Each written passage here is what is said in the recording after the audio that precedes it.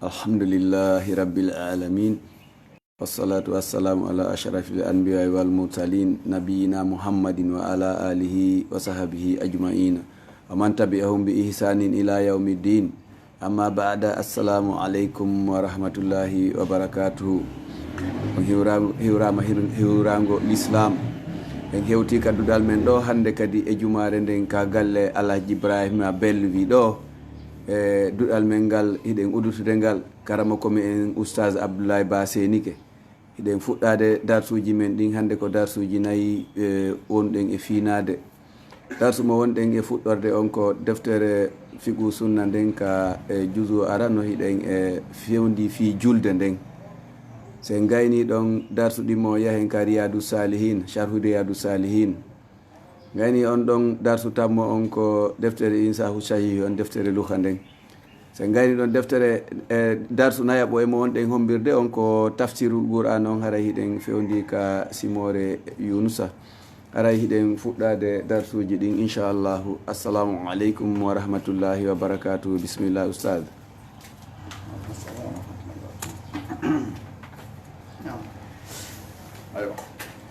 بسم الله الرحمن الرحيم. الحمد لله رب العالمين، ثم الصلاة والسلام على أشرف الأنبياء والمرسلين سيدنا محمد بن عبد الله صلى الله عليه وآله وصحبه الكرام ومن تبعهم بإحسان إلى يوم الدين. وبعد، وقت صلاة المغرب. يدخل وقت صلاة المغرب إذا غابت الشمس وتوارت بالحجاب. أنا في جلد فترة بينو ناتا وقت جلد فترة عندهم تينانج ويرنك يعني موتي وتوارت بالحجاب ويرنك كويرن قالوج ويمتد إن فونتو لون إلى مغيب السفق إلى مغيب السفق الأحمر. سيكتون دي سيكتون كهرناك بود إيرين سيموتي هارون كان كوجوتا. لحديث عبد الله بن عمرو أن النبي صلى الله عليه وسلم قال: ماكي وقت صلاة المغرب إذا غابت الشمس ما لم يسقط السفق. سووا حديث عبد الله بن عمرو أن النبي صلى الله عليه وسلم قال: ماكي وقت صلاة المغرب وقت جلد فترون إذا غابت الشمس كنانج موتي ونرى ما لم يسقط السفق. فكاكي دي دو سيكين وهرني أجرم هرني هدي ما يرن كل النال مسعود كل رواه مسلم. وروي في الله أيضا عن أبي موسى وند أن سائلا وند لاندنا رجوم سال بلاندنا رسول الله صلى الله عليه وسلم عن مواقيت الصلاة فذكر الحديث ففيه فأمره فأقام المغرب حين وجبت الشمس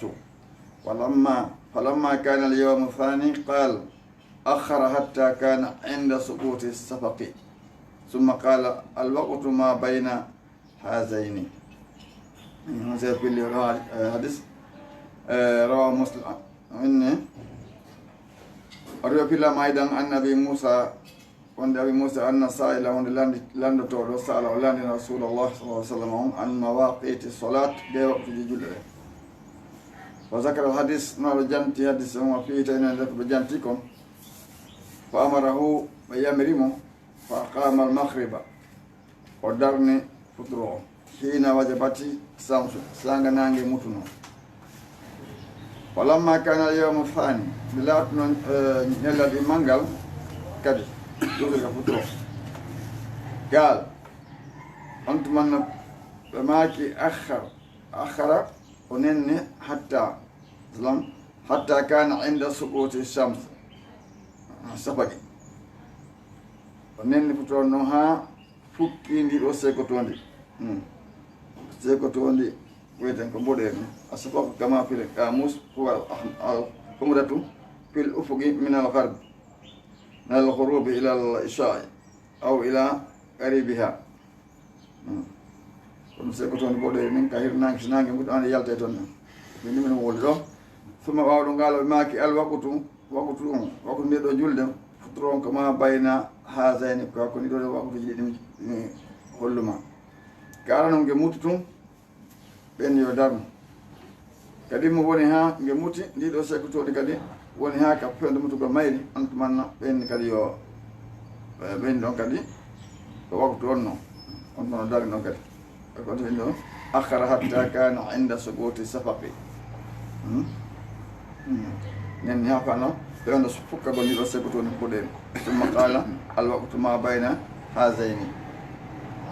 fahimtum قال النووي إمام النووي ماكي في شرح مسلم كشرح دفتر إمام مسلم وذهب ياري المحققون من أصحابنا إلى ترجيح القول بجواز تأخيرها ما لم يغيب الشفق إمام النووي بماكي كشرح دفتر إمام مسلم وذهب ياري المحققون حقهم منه كرمكوبه kono ɓen analyse calculé ɓen joni ko yaadi ko e dalilaji ɗi ñettema haqqi min ashabina jeyaɓe yimɓe amen ɓen ɓe yaari ila tarjihi e jistingol alqawli ngol konngol bil jawaji dagagol ngol ta akhiri ha nennugol waktu futuro on ma lam yahibi shafaq kono hara noon o wirnaki ɗiɗo sekkotodi boɗeɗe wanno ko noon e joni dago ibtida o ha fi kulli waqtin min zalik ibtida o ha fuɗɗagol kañum futuro on fi kulli waqtin kala waqtu min zalika e ɗum ɗon mosa nde yalti so nde yalti haɗa waktu o naati walla yason bakkon in tabbita akhiri ha sabu nennugol ɗum an awwali al waqti gay arande waktu o nennugol futuro gay waktu wonti bakkon in tawata mosa junugo sabu ɗum wa hadha huwa sahih ko ɗum ko selli kon awi sawab ma ko ɗum wonde sawaba allazi on sahaba la yajuzu tago gayruhu koye namu wa amma ma taqaddama ma ko ardi kon fi hadis imamati jibril hadisa yewtuɗon fi almago jibril almiɗon annahu salla al maghrib wonde o juuli futuro fil yawmayni balɗiɗi fi waqtin wahidin waktu goto hina garabati shamsu nde nangue mutuno o howa ɗum yadulno tillina ala istihbabi yiɗede tajil yaccingol bi salatul maghrib ilde futuro nden wakad jaat gondi ari al ahadis haditaji ɗen musarrihatan ko peññinde be zalika ɗum walan hadisa noon fa ani saibe bono yazida anna rasulullah sallallahu alaihi wasallam qala bima kunna la tazalu ummati serata muktanen ala al fitrati e hoore diina ma sallu al maghriba aslan no wiye kadi hoore sunna danke ɓe juulude futuro on qabulatul annujum ko adi koɗe ɗen e ƴelitade ɓe serata e ko inte kon fitra on diina suɓa kanka allah tanki ɓe juulde futuro on ko atti koɗe ɗen ƴawde e wolle noon rawahu ahmadu wa tabrani imam ahmadu tabrani kamɓe pili oɗo hadis thani hadis ɗi moon ko fil musnadi kam musnadi imam ahmad an abi ayyub al ansari ɗen hannde abba ayyub al ansari ka en jangi fi makko ɗen hannde ɓeɗo ɗen rasul sallam ko pirno makka seni madina wara ɓe andi ngeleba ka ɓe waɗɗinoɗon kaka moggo maɓɓe ɗon mba jiccino tawi noon kawtal wo ala sinaji allah maɓɓe ɗon ɗon tawi ko ɗon bagage maɓɓe laaɗo ɗon e ittida e hoore mabba mba naade ko maɓɓe kanko abou ayoub al ansari eyi noon kadi nemadde ɗum nawara feƴƴini koy way koye nder jihaadi feƴƴini haɓe towiri duuɓi ha ɓeyni ɓe kamɓe kadi ma ɗum ɓe ha jihaadi ko toon ɓe feƴƴini kontene constantiniya ɗon hannde nde ñande kanko tigi ɓe felli ɓaɓe ƴetti bagage naɗo ɓe naadude ka maɓɓe hakke ko ɓe welti a sikke ke aduna fof ko junngo maɓɓe woni hakke on miijitade ko dañande ko ɓe weltori ɗum sikke kala kamba fokkiti kañum ngel wamban jon ɗon on sikki ko ɗon mba woni haaɗude ko si mba feƴƴoyi ɗon on tigi suno o anda janaka makko no aɗon weerude moƴƴi koɗo ka ta annaɗa ko muɗum weeri e hande programme ko londe en pusuno kon ka maɓɓe konno daññande ko yerude ɗum donc anda ɗo joguino suudu ande ko ley e dow waɗno ala ko ɓe atani aliɓe wonu dow laaɗo mumen mo acci mona ley ga ɓe ƴawoytumo a mi faalaka wonde hakkude moɗon e wahay on ɗum aɗa acci wono mimana ɗo ko ɓerdande ɓenni heegoy ɓurtinan hoore ma o ɗo ɗen no moƴƴani juurotoɓe men mi ara ɓe kamen ɗo yimɓe ara kamen bo joni ɗo ko ga no weeli fi accimi wona ɗo joni noon ɓe inni ɓe potto joni hella ka nulaɗo belori ɗum ɓe walo goya sengo aɗa nafen maɓɓe ɓe waali andi ɗone nden pusno ñande goo toon ɗen ɗanaki dañani fittugo ndiyan ɗam andi ɓe yewteji labaɗi e muɗum no wonde sikken jangguino fi ɗum kasuwal men hatta sahaba mara hewtano ɓoɗɗum joni noon ko ɓe makete Abou Ayouba al ansariyu nam o wi ko ley seeɗa o wi qaal o maaki qaala rasul sallam maaki sallul maghriba li fitri as-sa'imi abadiru tulu an-nujumi sallul maghriba juule futuro on li fitri as-sa'imi nande huntagol oɗo neɗɗo horuɗo abadiru yakkiɗo noon tulu a masalan adu ɗon tulu an-nujum juule mo adol koɗe ɗen fuɗude ma ko adi koɗe ɗen ƴellitade ka asam haade nango dow to woni o wi hadis tam on ko fi no fof reɗɗingol fi ta on tigi nenno futtoro on hadise reɗɗino fi yaccingo futtoro on ɗen jantotade fi mum ɗo noon woodi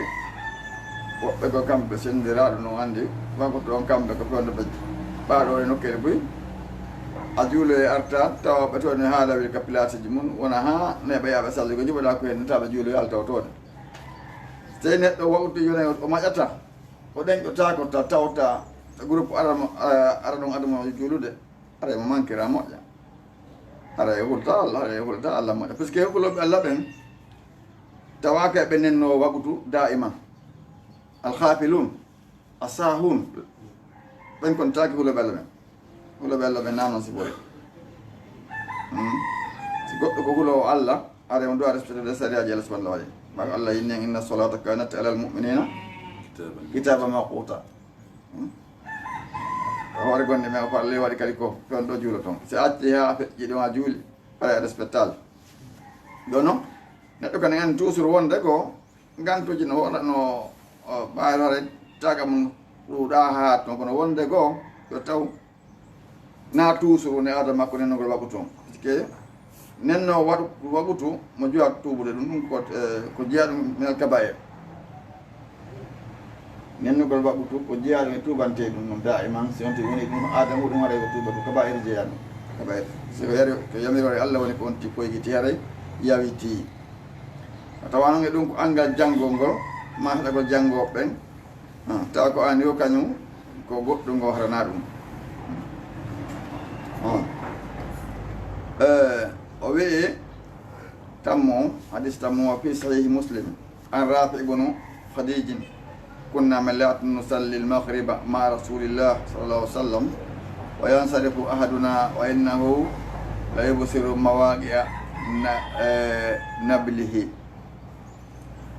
ar-rafi ibnu khadijin bimaki kunna malatu nusalli min juleno al-maghriba futron ma rasulillah sallallahu alaihi wasallam wonde no sallama on wa yansarifu woncito ahaduna ma huccita goɗɗo yamen wa innahu ko no kanko la yubsiru mo reeni mo sutti ma waaƴi a yanirde nablihi dagawal makko ngal aslan dagawal makko ngal so tikki joni mo reeni batik nattiki ɗum ɗumol lere niɓɓitali ha o wi hadisana ibuma fi an salmata bnu akwa'i wonde anna rasulullah sallallahu alaihi wasallam kana bila yusalli al-maghriba idha gharabat ash-shamsu wa tawalat bil hijabi oɗo sabani kadi pilli ɓeyɗo fof ko sabaɓe ɓe pilli ɓe Allah arti kadi wuɗuɓe mi aɗo juuliɗe makko ɓe hunjino o juuliri noon ɓe woni windande pillana en ɗiɗi hadisi no ɓe yiɗi noon programme kamɓe nana ɗum ɓe ɓaymi tum o wi ɗum ko bon an salamata bonol akwa'i anna rasul sallallahu alaihi wasallam kana bilatun yusalli al-maghriba bilatun julayno putro on iza gharabat as-shams sunange muti wa tawarat nge wirnike bil hijab kabir ngaloji hawri jahari wa sallallahu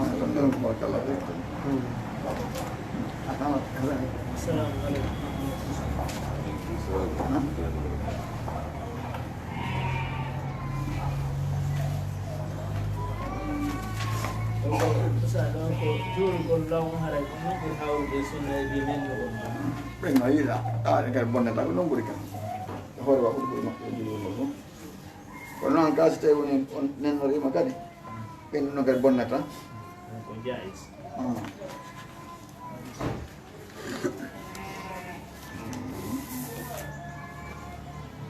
Assalamualaikum. Okay. Potini. Ana wori potinali. Era itu tu. Dari serta satu data. Apa nampak ya? bagaimana mau betul Ini juga sulit deh. Kan perkara maju. jangan dihandalan Kalau imam. Ayo. Bismillahirrahmanirrahim. Alhamdulillahirabbil alamin. ثم الصلاة والسلام على أشرف الأنبياء والمرسلين سيدنا محمد بن عبد الله صلى الله عليه وآله وصحبه الكرام ومن تبعهم بإحسان إلى يوم الدين. اللهم علمنا ما ينفعنا وانفعنا بما علمتنا وزدنا علما. عنك صلى رياض الصالحين محمد بن صالح بن مسلمين.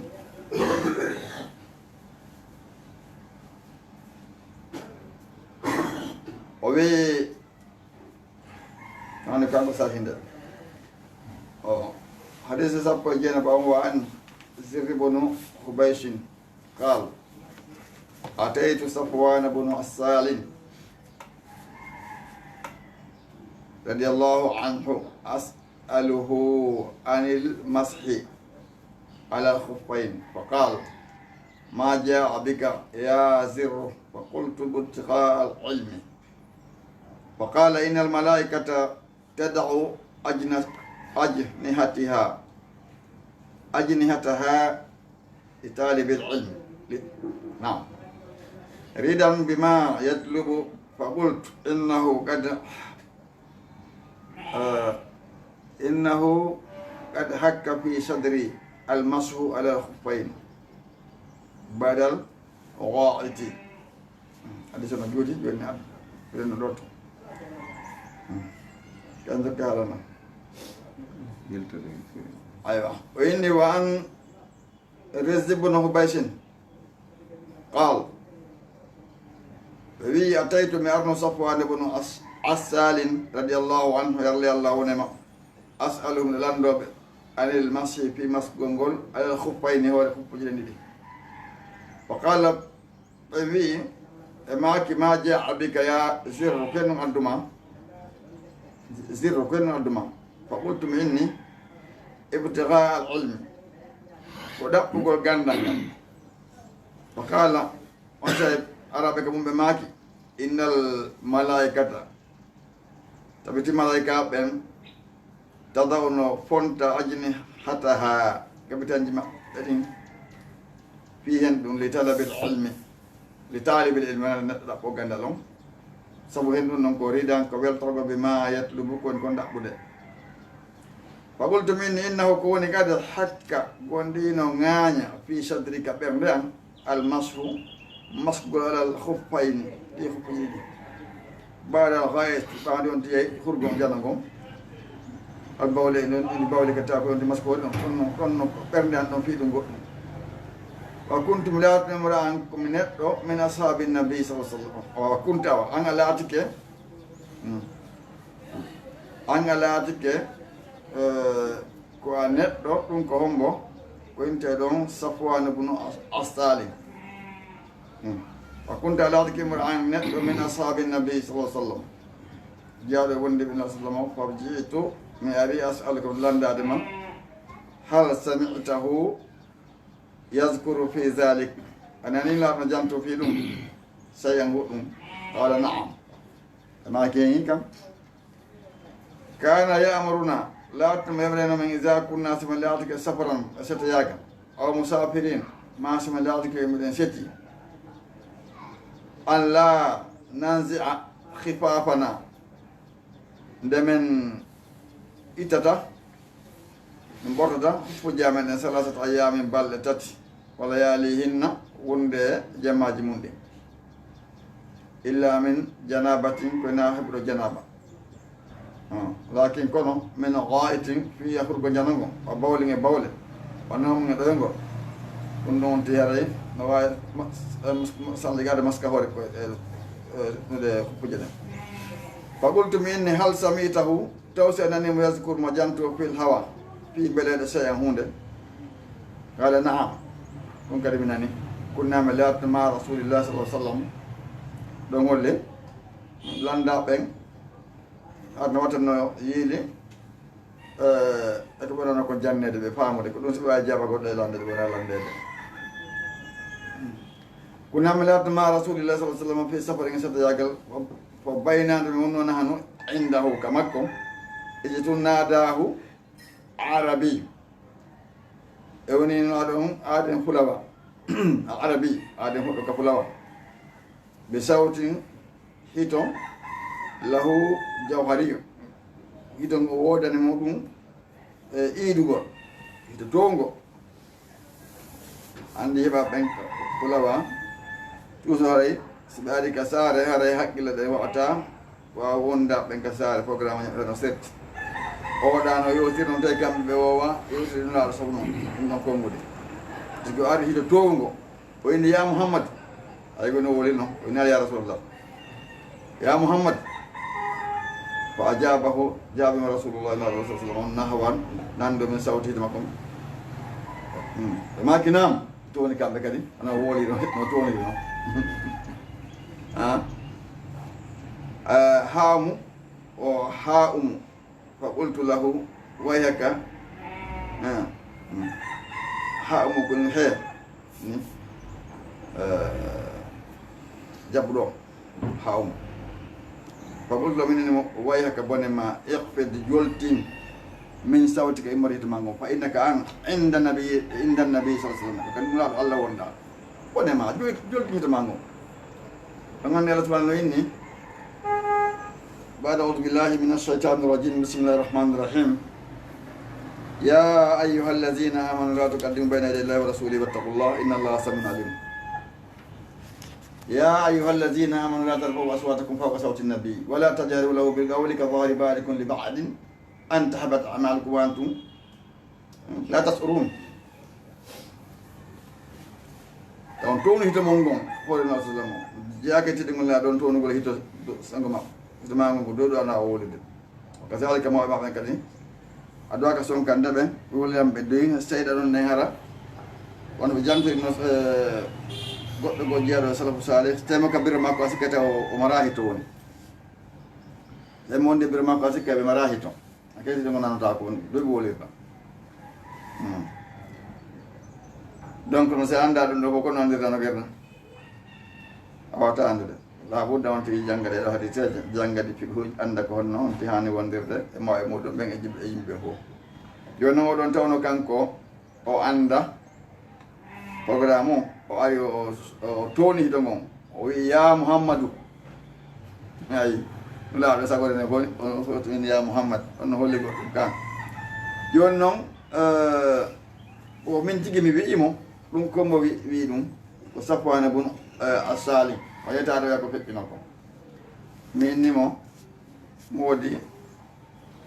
way haka ihfid moodi haninama an nokku ɗum ɗo way haka nokku ko yurmede nokku ko bone o joltin min sawtika ɗumata hitoma ko fa innaka andi inda nabi ka annabi sa sallam o kadi no hiita gonɗi a haɗama an haga fi ɗum toon ngo hito yeeso maɓɓe hoore maɓɓe fa qala inni wallahi mo wondi allah la ahdud womi joltinta mi wondi allah mi joltinta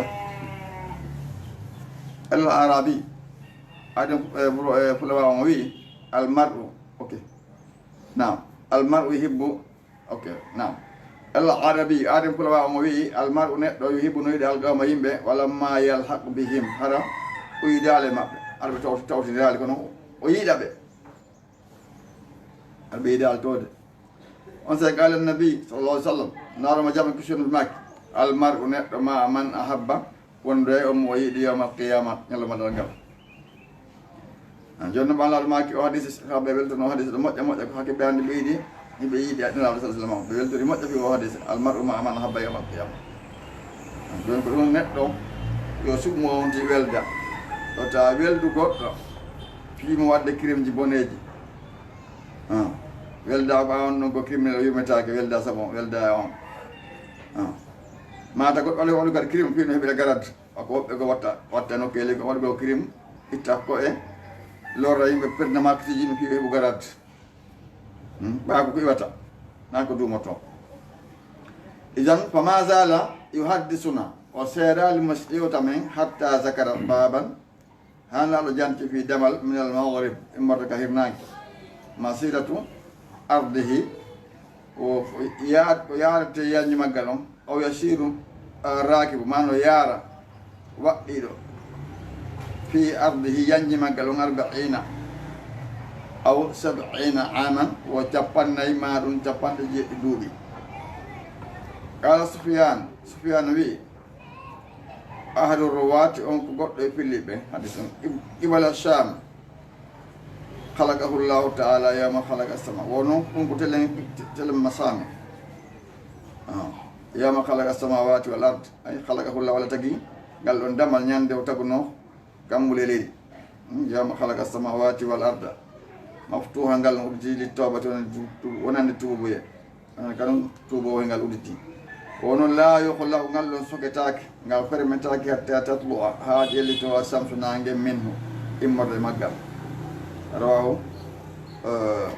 at-Tirmidhi wa ghayruhu andi hana ngal ko ɗonge fuɗiri hande gasingal man faqala hadithun hasanun sahihun hadithun moƴƴino selli hakkina sago on ala bas ay mo juuti tan hande ɗaɓɓo ko gandal ngal ɗo no wonde nafoore kala ay ko ayni ko puɗɗoɗe hade so ngaare malaika ɓe no konte ɓe tañi ɗi weltoro sippi no ɗaɓɓi ko ɗaɓɓude ko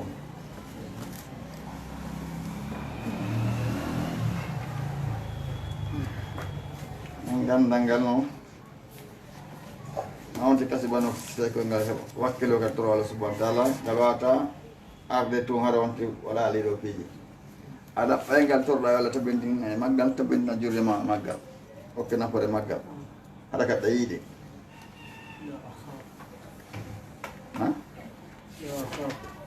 ok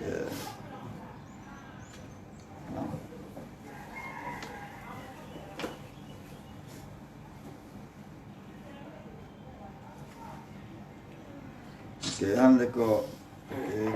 qissatu lil mutala la akhafu dukhula ila al matbakh ok docteur menen instance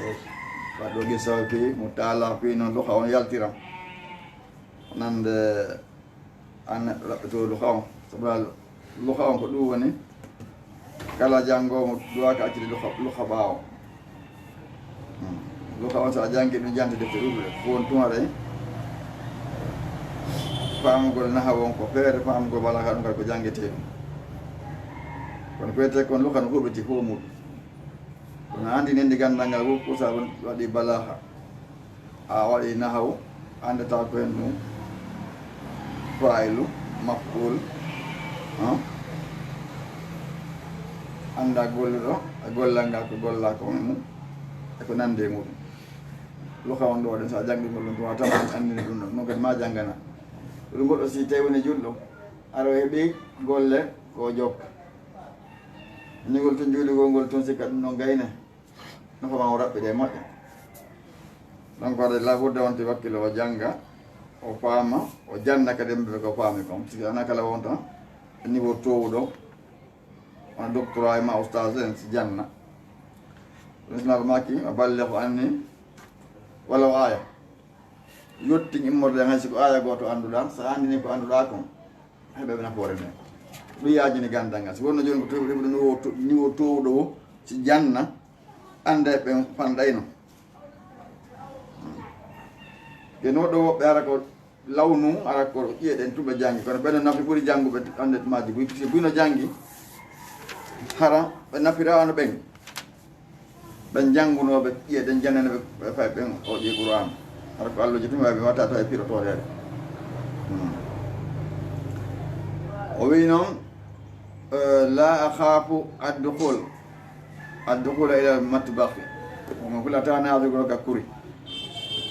kuntum laatino wa ana sahirum tawi kom paykum akhafu no huli addukhula naatugol nda huleyno naatugol ila matbakhi ka kuri leyla jemma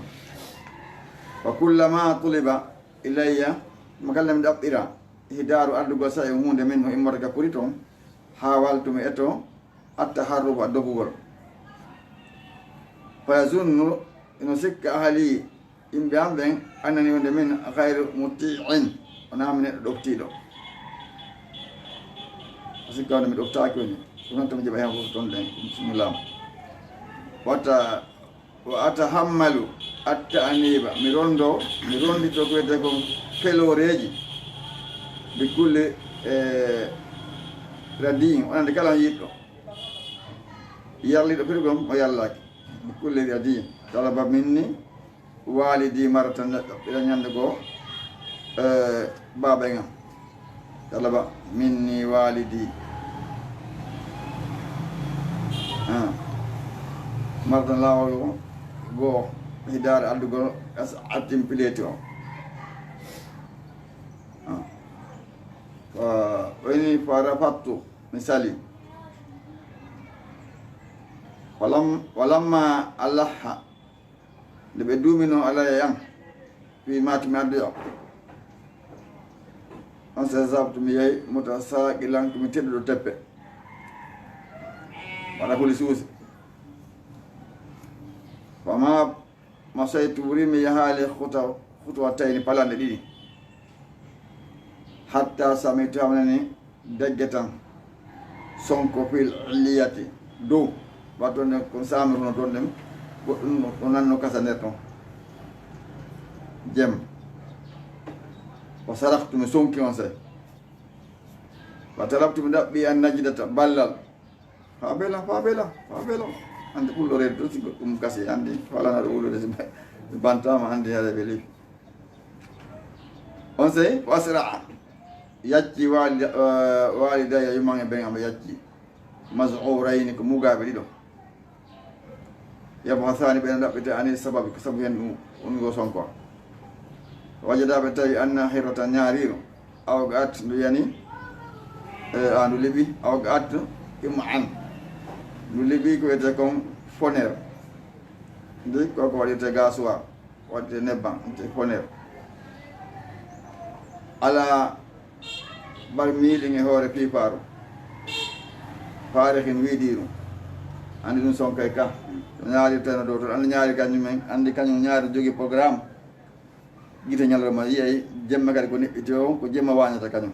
si ɗanama yaaya noon joni ko tanguini kulloy koye reway habbito ɗon kañum eno reeni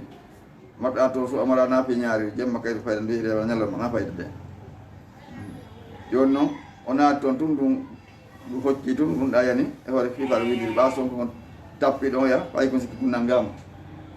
ɗum waɗi hito kon sonki fabelan ɗum ɗaɓɓugol ballal nam o noon e makko ba makko yalti ɗaɓɓugol koye noon saabu ɗum ko wajadaɓe tawi anna hirata no ñaariru awga attudu liɓi immo an foner on ala bari e bari miilin e hoore piiparu faare ko wiidiru waɗora si waɗora sonke moƴƴa so tappi on sey fa hada sat tilka dajjati ko ɗum waɗi gonɗon sonko ko ɗum waɗi gon sonko ɗon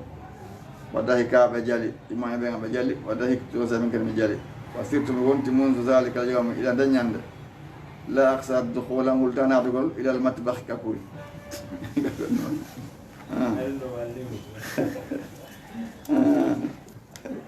ani ɓay kono hola jemma ha ɓay kono hola jemma ha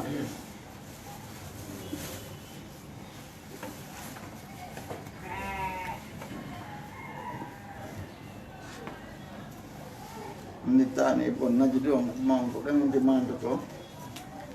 yare nokku go seeɗa mande ga eɗen ɗumte damaɓe e ɗum nokku lokku jadidi lokku gadi min ko ɗeya on lokku waɗa sa armagama on bourda on c'était sora ɗen kadi ko janggueteɗe ɓurano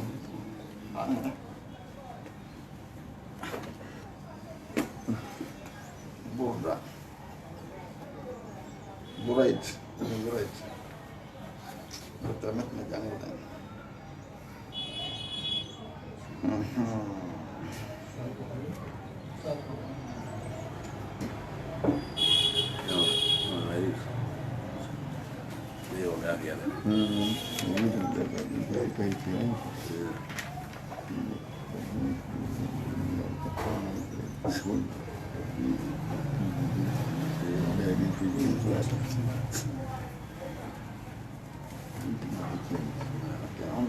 lawan kulit pausinan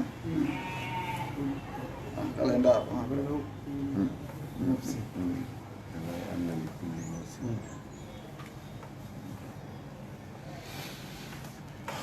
وي أعوذ بالله من الشيطان الرجيم بسم الله الرحمن الرحيم ولو أن لكل نفس ظلمت ما في الأرض لافتدت به وأسروا الندامة لما رأوا العذاب وقضي بينهم بالقسط وهم لا يظلمون الله سبحانه وتعالى ولو أن لكل نفس سنودا نقال ممكن ظلمت تونك ممكن ويتجلمت ممكن سركان كي الله كن نبيك وقد ممكن يبدو كي الله كن عندي سيخلق ما نبي أنا بتمون وعندك ويتكون تونك يعني وسيرك ظلم عظيم كنوم وي ولو أن لكل نفس سنودا نقال ممكن ظلمت تونك كي هو رمون سرك جد ما في الأرض كلا كون إليه إنقالوا لو تدات به بدأ أنا سطر قولهم بيتا بلت يوم القيامة وأسروا ندامة كون بسودة إنبين نيسيون بسودة نيسيون عندنا سنون لما رأوا العذاب النبيين ولا تدبتاها نكذي لا أوقع الله ولا تهينا مناسم لما رأوا العذاب النبيين ولا تدين أنسى بسورة أو ننسى لما قد ينعوي بين بالقسط ننذري وهم توقعن بلا يظلمون بتوجتاك ما بكنا من أقطان روك بوانا وقول لي أرى أقول لك نفس بلغم بسالي ودينو وانا نقول لي ألاتهم تنكو قال لي نجود دي كي يبتغى نون كو قال لي قول لي على قايا يتون أرى ما تنقول لكم Dewa Yamira, tongore ko lette ma joddi aljanna. Allah dali ala ande inna lillahi kalla wadana jeede marde ma bis samawati wal ardi kala ko ne kamole leydi ko. Ko da ina ko minje ta kon o to je.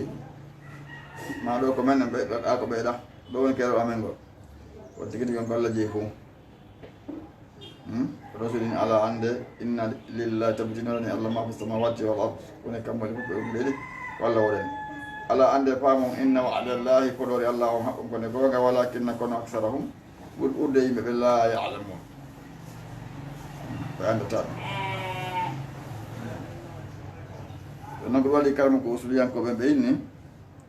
sayi aksaruhum la ya'lamun aw la yaqiluna aw la yafhamuna aksaruhum hutawi ko ɗo yaari ka ɓe wi alhaqqu la yurafu bi kasrati lfa'ilin gonga anditaki sabu guyno golle ɗum bi kasrati lfa'ilin walakin alhaqqa yurafu bi adillati shar'iyya gonga ko andirte ko arri ka dali yo tinnini kon ɗum woni gonga ɗum hayso ko goto fati yaar ɗon haɗa ko ɗum wonta gonga tike fof ɗo so jokki fenade ni ko ɗum gonga yomal qiyama tawina ɗum ɗon ɗum watta ɓeeɗa ɓa ko ɓen ɗon ko ɗuuri ko ɗum gonga woni sumnala ko Allah ɓurana ini ɗo ɗen walakinna aksarahum la ya'lamun huwa yuhyi Allah woni wurnowo oyo miytu kadi kanko woni warowo gooto mayata ma wurta sina ko koddire makko no henan en ngannda goɗɗo no jibina ɗo ɗen sonnaji jibina ɗo ɗen ɓara ko opéré waɗa ɓena opéré on ti feƴƴinata boobo muñaɗa hen wotere hay siɓande wotere hendu makko nu on hatta o wuura so Allah hotti o wuure ka woɓɓe no jibine kadi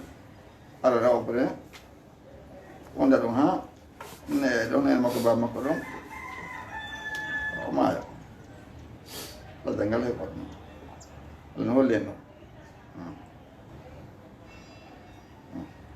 ma kana nafsin an tamuta illa bi idnillahi kitaban muajjala naam o inni huwa yuhyi kanko Allah wurnowo o yo miitu kanko ni wurnowo mayɗo kadi o yo miitu mora kadi wurɗo fu ilahi turja'un ko faade ko dingira ñawore makko ruttore mum fu alaman ko gaalen noon enema hitanoki arde ataɗo noon haytotude de yawmil jam'i dal ya ayyuhan nas kono yimɓe kadi ja'atkum gondi ari o maw'izatu waaju on to iwri min rabbikum ɗumata ka joom moɗon wa sifa on kadi e lekki lima fe sudur koni e ɓerɗe ɗen majjere koni ka ɓerɗe pindeji koni ka ɓerɗe qur'ana ko lekki ɗum sa jaɓi faamude ko nde wi'i kon na noon kadi ka looto yarama ɗum manoɗa la nde ittita joni e jibbi liɓi andeji sa jangginde a faame ɓe aguida sellul on ara ko wutiki on say ɗum waɗata joni sondu waɗa hito ka maɗa ronkaɗa anade inna alhara ko janni ndun du waɗa hito inna goɗɗo no wadde ronkaɗa anade andi mo huuli Allah subhanahu wa ta'ala andi haqqe tawhidi on haɗa anga son jawan serti sikiɗe ande aray kala koyne Allah ko penade ka no woopi seeɗo jo goɗɗi yehi ha ko woɗɗi ha wattoyke o fegi kenanal aɗa yiddem tawa tawe ɗum ɓena yiɗma en ɓe tawa tawe ɗum an yiddoɗen ɗo nawa jangi ken hottago o wi ɗum Allah dal ya ayuha nas kono yimɓe kadi ja'atkum gondi ari o maw'izatum waaju konto waajo iwri ko min rabbikum ɗumata ka jomum wasifama e cellal lekki kono hon lima fi sudur kono ka ɓerɗe finde ko tiɓata konto waɗa ko sellike on tiɓata itta kala majjere konto huddam ko peewal kadi wara mattu ko yurmede kono noon ko wonande hemde ko lil mu'minin wonande bonni Allah subhanahu wa ta'ala wona ko ha Qur'an tawi ɗon yimɓe boyi wona ko jaɓe tefi ko nde wi'i wakkil janngol kala ko janngete kon tawa jannga Qur'an ayni hoore makko a julɗo a jogii kaydiji ɗaɓɓaɗe ɗin fof kono a jogayi kaydiji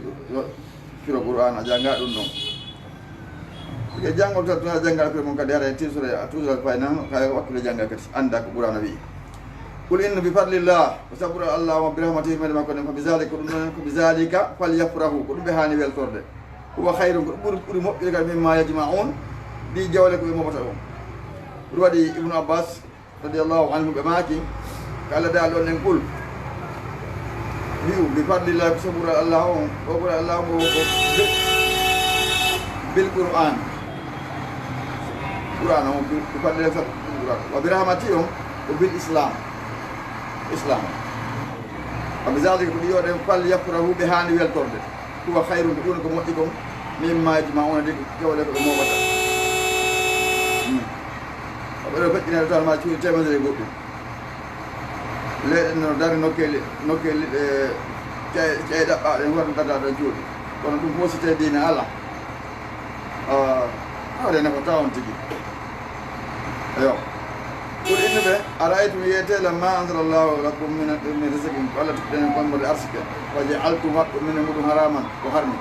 o haala en ko dagui waɗani hoore mon ko harmi e ko daggi mum qul inne ɓe Allah ko Allah asina lakum newnani on ɗum kanko dugani on ɗum am alallah gakko e hoore Allah taftarun wonɗon fekkidade pena landal ama zannu lazina kono sikke ɓe yaftaruna ɓeɗo pikkido Allah baka e Allah alkasa penale yamal qiyamata ñamdal ngal ñamde konndo Allah subhanahu wa ta'ala ko honɗum woni sikke ɓen e sikkude andi fenugol e hoore annabajo no ɓuri firgol e hoore neɗɗo simple tum firgol kadi e hoore Allah no ɓuri ɗum ɗa huɓɓina ko ayno mbaɗ degereji inna Allah ko ɗum wi'i ɗum noon so maaki o kala firndo hoore an inni mi wi'i ɗum hara mi wiya ɗum wonti heɓile mawɗo ɓiyanam werde makko nen ɓeyde jahannam eyi noon ko waɗi nana ɗon so tawi innamala ko ɗum maaki yimɓe ɓe yeina waɗe tawno on tipane fino ko waɗi de ko fena woto ɓene ko ɗum e maaki hande no hulɓini ha ka ɗum waɗi karmo ko ɓen aranɓe ɓen ɓe wakkille moƴƴa ɓe hadiseje ɗen ɓe seindiri fof majji waɗi goɗɗe to deftere goɗɗo ɓe almawdu'at ɗum noon kala waɗa ɗon ko hadis bonɗe du waɗa mawdu'at hadisa munkar ɓille fof ɓe teske seeni ɓe kala sa wolli o hadis jannguɓe ɗen deftere witede mustal hadis aray ɓe andi sa hadis o no sellima so sella ɗum ko gandal important mo ɗum waɗi o goɗɗo so tawi jangga usul fiqi o jangga mustalal hadis o duwaka wiyete o duwaka kontede ka fuga ha en noon gande ɗi mo moraɗe o duwaka kontede ka fuga ha mustalal hadis usul fiqi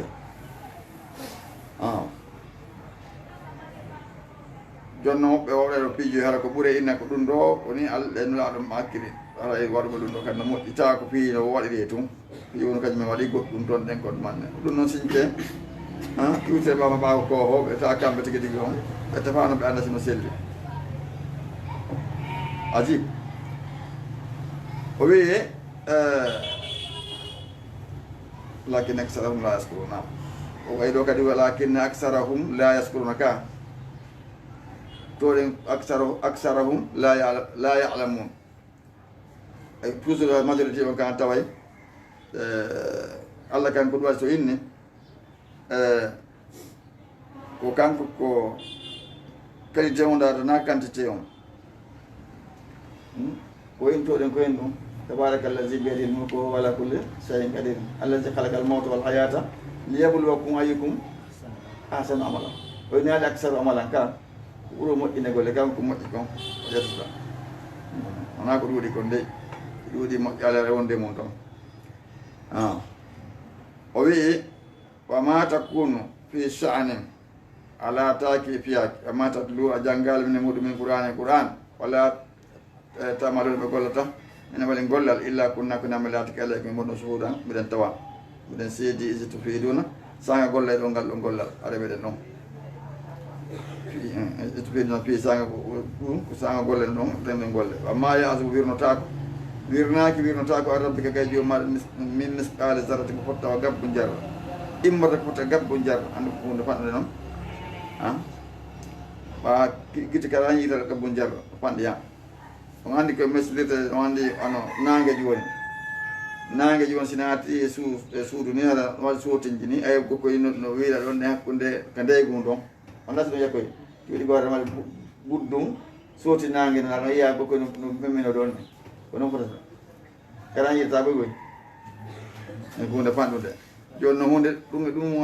fanɗude mo winotako Allah subhanahu hunde wawata suuɗadema ma ya'zubu an rabbika min misqali zarratin fil ardi wala fis sama ka leydi wona ka sama kadi ko wala asghara wona kadi ko ɓuuri fanɗude min zalika ɗum gabbu jarra wona ko ɓuuri fanɗude ɗum para bojjata o yiya ɗum wala ko kadi na ko ɓuuri kadi mawnude gabbu jarra illa fi kitabe ko nano ko windi ka deftere mo mbiyani ɓangude ka lawhil mahfuz واخر دعوانا الحمد لله رب العالمين بارك الله فيك alhamdulillahi rabbil alamin e weltaniki Allah subhanahu wa ta'ala newnan ɗo en tawigol ɗi darsuji ɗo en jarniɓe karamokoɓe men wonɓe en jannude en toriki Allah yo Allah faami en ko wonɗen e janngude kon e newnana en gollitirgol kamɓe kadi yo Allah yowɓe joddi ko ɓuri e moƴƴude e ko koɓe woni en jannude ɗo Allah waɗanɓe joddi mum ɗi joddi aljanna